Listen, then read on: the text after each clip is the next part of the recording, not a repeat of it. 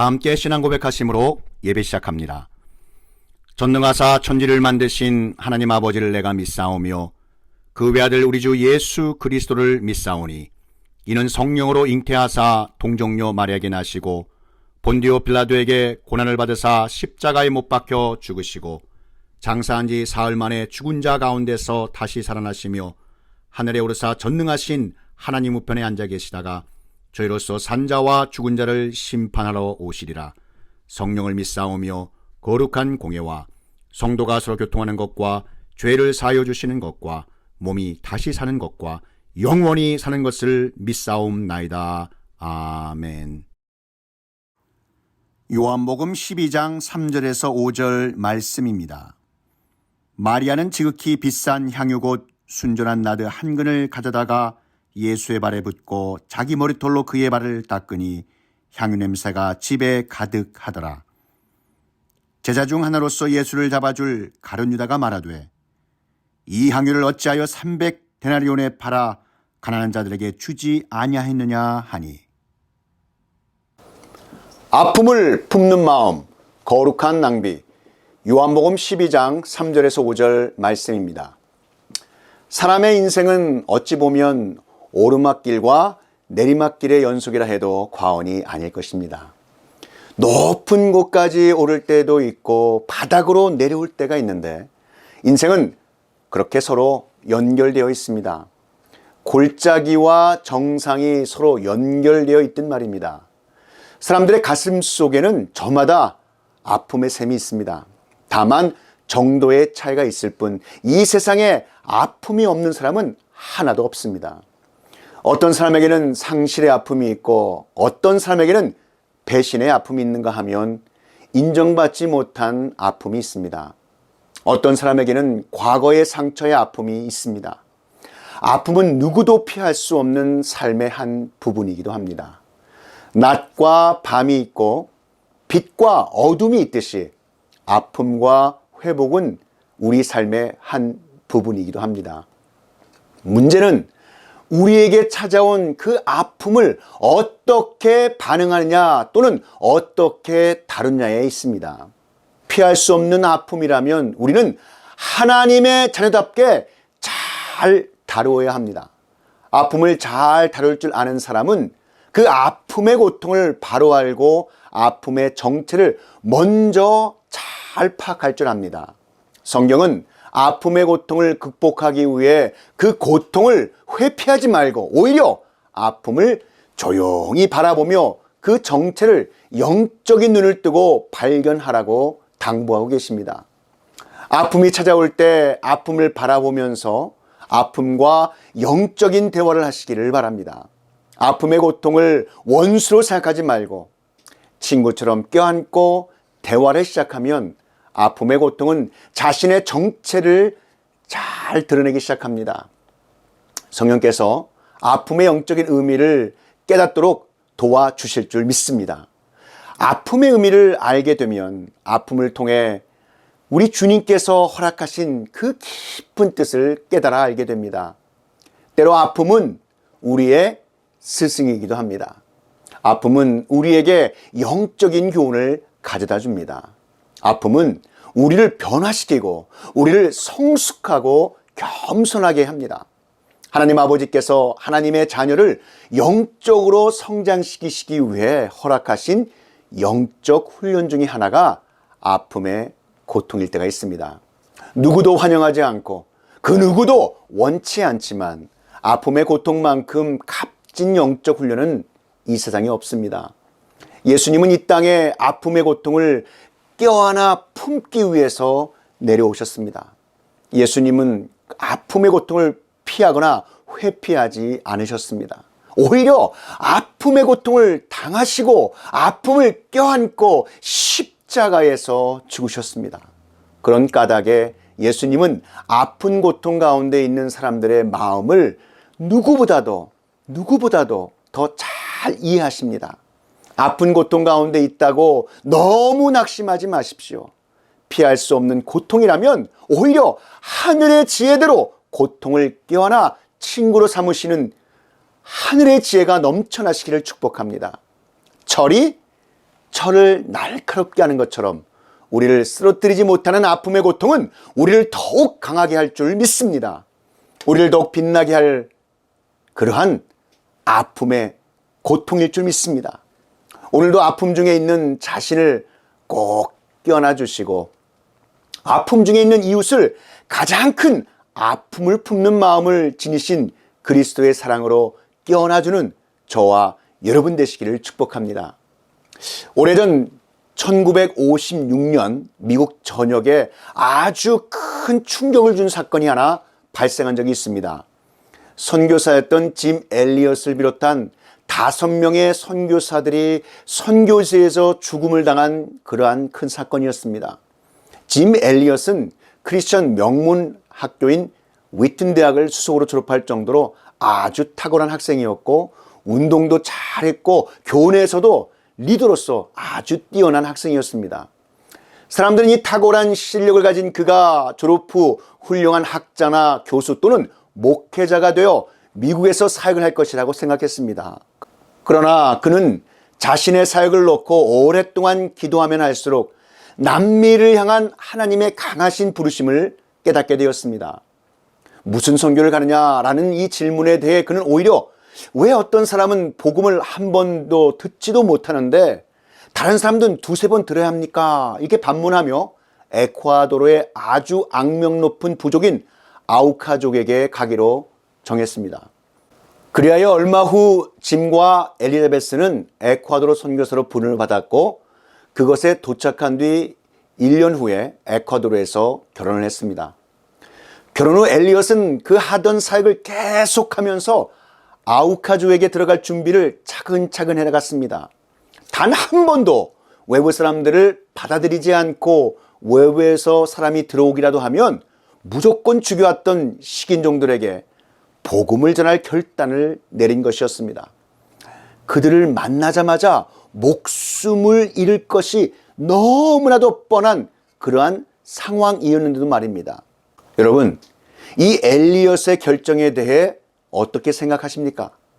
그가 여러분의 남편이었다면, 그가 여러분의 아들이었다면, 딸이었다면, 친구였다면, 아니 우리 교회 성도였다면 그런 결정을 내리고 나아가는 그에게 어떻게 말해 주었을까요?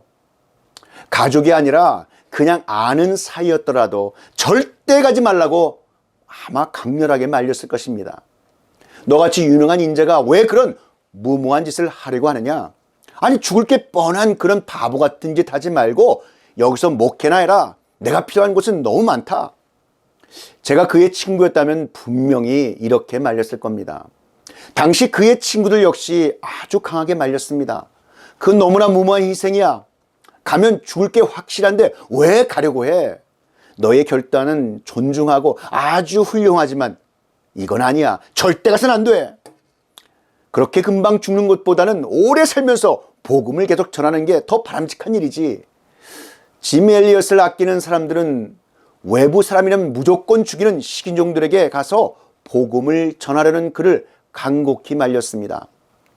하지만 하나님께서 주신 주 예수 그리스도의 복음을 전하기 위해 목숨까지도 내놓고 결단한 짐 엘리엇은 그리고 그 4명의 선교사들의 단호한 결심을 꺾을 사람은 아무도 없었습니다. 결국 5명의 젊은이들은 잔인하고 독하기로 악명 높은 아우카족을 향해 나아갔습니다. 소형 비행기를 타고 들어간 그들에게 5일째 연락이 없자 선교본부에서는 비행기를 보냈는데 그들이 발견한 것은 물가에서 아주 비참하고 무참히 살해된 5 청년들의 시체였습니다. 모두 창과 도끼로 죽임을 당해서 끔찍한 모습의 시체가 물가에 방치되어 있었습니다. 그런데 한 가지 참 이상한 점은 그들에게 권총이 있었는데도 전혀 사용하지 않았다는 것이었습니다. 그들은 자신들을 충분히 방어할 수 있었음에도 불구하고 자기들을 죽이러 온 아우카족 사람들 향해 총 한 방도 쏘지 않고 식인종에 의해 죽었습니다. 이 이야기는 창끝 End of Sparrow라고 하는 영화로 만들어졌습니다. 영화 속에서 짐 엘리엇의 아들이 아빠에게 묻습니다. 아빠, 그들이 공격해오면 총으로 쏴서 방어하실 거죠? 엘리엇이 이렇게 말합니다. 아들아, 예수님 믿는 우리는 죽어도 천국에 가지만 아직 예수님을 모르는 그들은 우리가 총을 쏴서 죽으면 천국에 갈 수 없단다. 이렇게 말하는 영화의 장면이 나옵니다. 정말 감동적이었습니다. 이 비극적 소식을 접한 사람들의 마음이 여러분 어떻겠습니까? 당시 라이프지와 타임지는 이 소식을 크게 보도하면서 아주 크게 분노했습니다. 특히 라이프지는 이 사건을 10페이지나 되는 분량으로 다루면서 이 얼마나 불필요한 낭비인가, what a waste, 이런 제목을 붙였습니다. 이 장래가 촉망되던 젊은이들이 도대체 무엇 때문에 그 머나먼 남미까지 가서 제대로 일도 못 해본 채 죽음을 당해야 했는가라고 보도했습니다. 오늘 본문에도 비슷한 이야기가 나옵니다. 베다니에 죽었던 나사로를 살려주신 예수님을 위한 큰 잔치가 벌어졌습니다.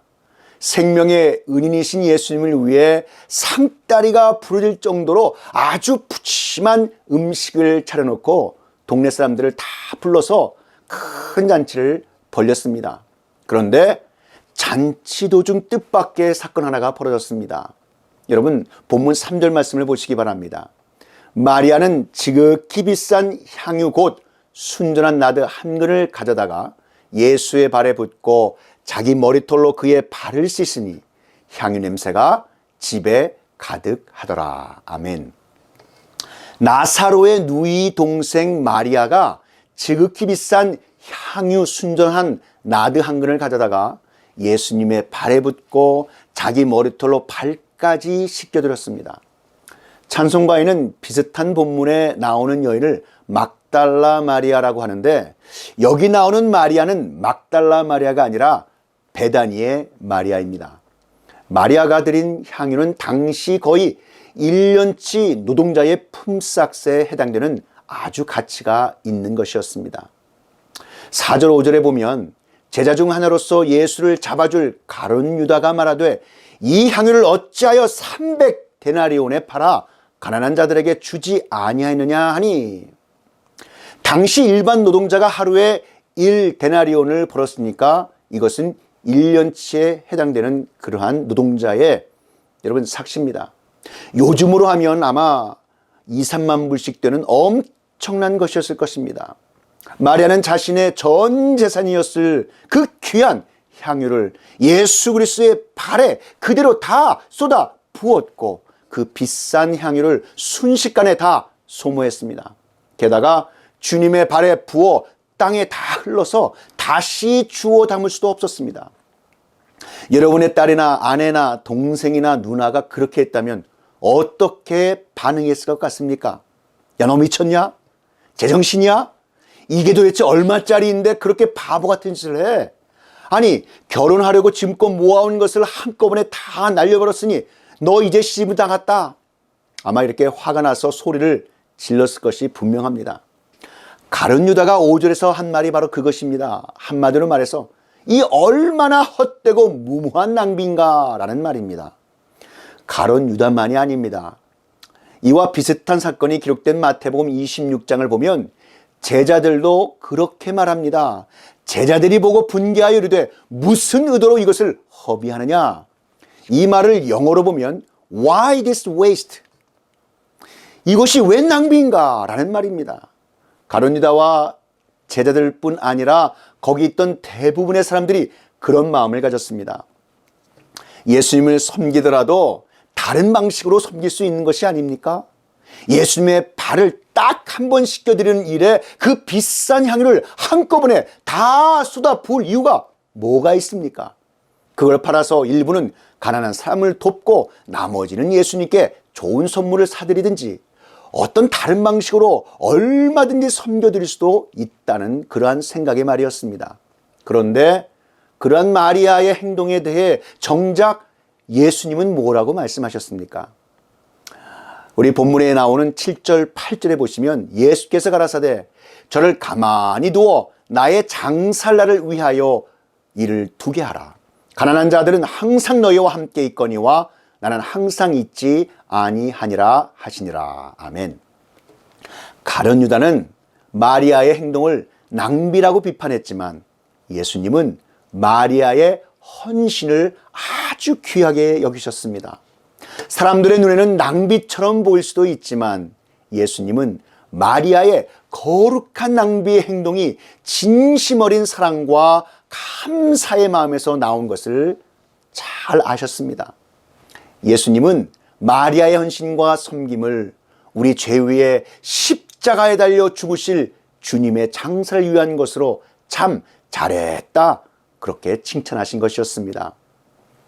계속해서 우리 한번 이 엘리엇의 이야기를 말하길 원합니다. 무참히 살해된 짐 엘리엇의 아내 엘리자베스에게 이 한 기자가 찾아와서 이러한 질문을 합니다. 정말 슬프실 것 같습니다. 하지만 이건 너무 낭비 아닌가요? 그러자 당시 20대 초반이었던 짐의 아내 엘리자베스 사모님은 이렇게 기자를 똑바로 쳐다보며 말했다고 합니다. 낭비라니요. 제 남편은 어렸을 때부터 이 순간을 준비했던 사람입니다. 내 남편은 이제야 자신의 꿈을 이룬 것 뿐입니다. 이제 다시는 내 남편의 죽음을 낭비라고 말하지 말아 주시기 바랍니다. 그 후 엘리자베스는 다른 순교자들의 아내들과 같이 아이들까지 데리고 아우카족에게 들어가 사랑으로 섬기며 헌신했습니다. 아우카족이 특이한 것은 여자들과 아이들은 죽이지 않는다는 것이었습니다. 엘리자베스와 그 일행은 그들 가운데 들어가서 복음을 전하고 아픈 사람들을 돌보는 데 최선을 다해 섬겼습니다.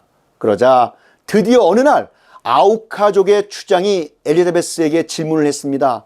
도대체 당신들은 누구이고 우리를 위해 이토록 애써서 수고하는 이유가 무엇입니까? 그때 엘리자베스 사모님은 이렇게 대답을 했습니다. 저는 5년 전 당신들이 죽인 그 남자의 아내입니다. 그러나 예수님의 사랑 때문에 여기 오게 됐습니다. 예수님은 당신들을 너무나도 사랑하십니다. 이 말을 들은 아우카족은 큰 감동을 받고 모두 예수 그리스도를 영접하게 되었습니다. 이분들이 믿는 예수님을 우리도 믿자. 원수까지도 용서하고 사랑하게 만든 그분을 우리도 믿자.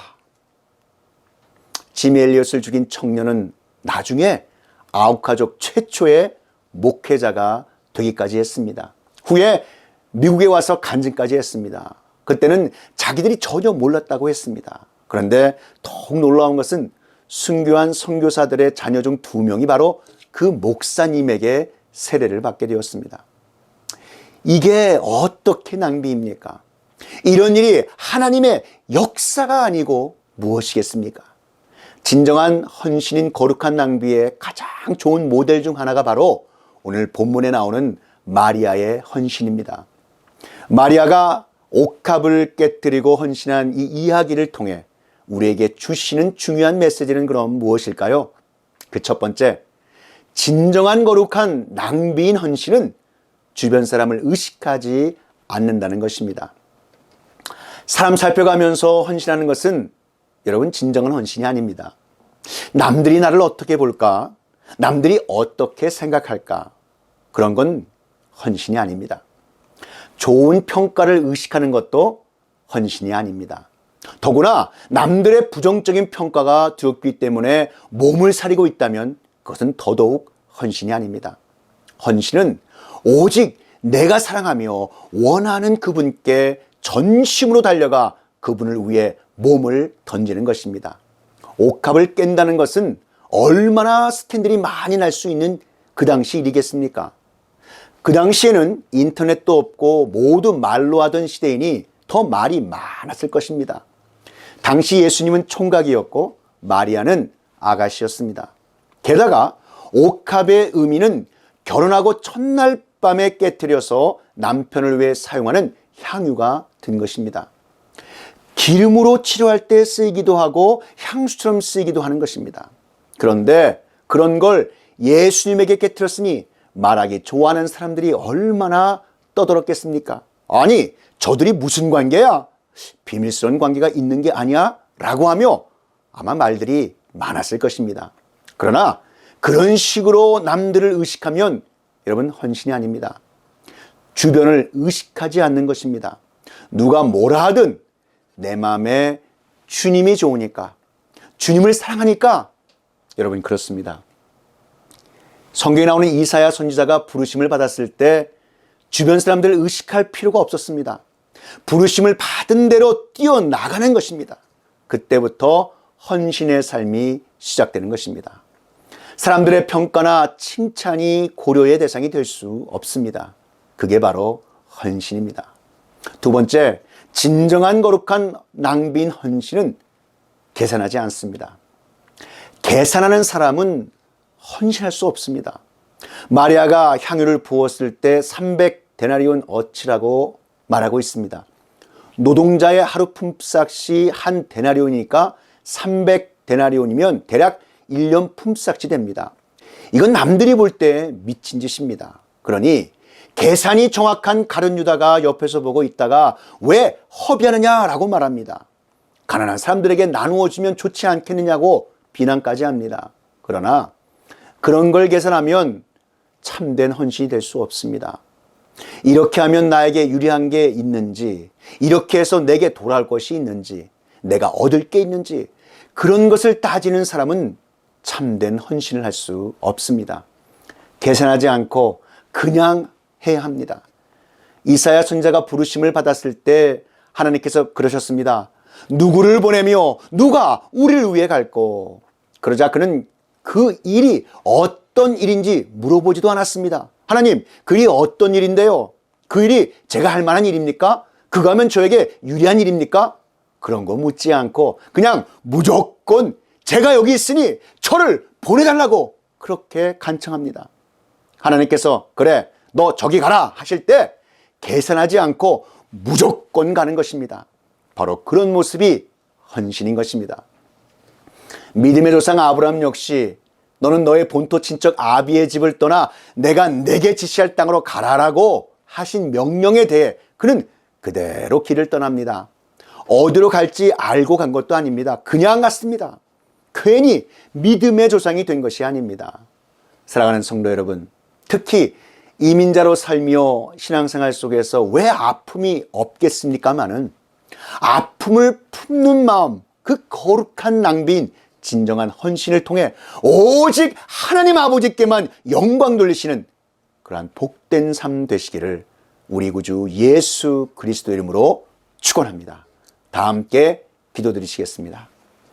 사랑과 은혜가 충만하신 하나님 아버지, 마리아가 옥합을 깨뜨리고 헌신한 이 이야기를 통해 우리에게 주시는 중요한 말씀은 진정한 거룩한 낭비인 헌신은 주변 사람을 의식하지 않는다는 것과 진정한 거룩한 낭비인 헌신은 계산하지 않는다는 것을 깨닫게 하신 것 감사드립니다.